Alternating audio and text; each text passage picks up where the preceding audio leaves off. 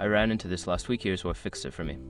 If you find yourself facing a billing dispute on the Lyft app, follow these steps to resolve it quickly.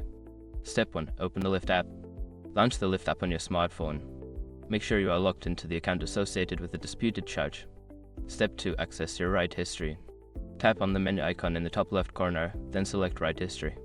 This will show you all your past rides and any charges associated with them. Step 3. Select the disputed ride. Find the ride that you believe has the incorrect charge.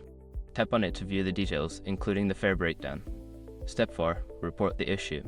Look for the option that says Get Help or Report an Issue. Choose the appropriate reason for your dispute, such as incorrect charge or billing error.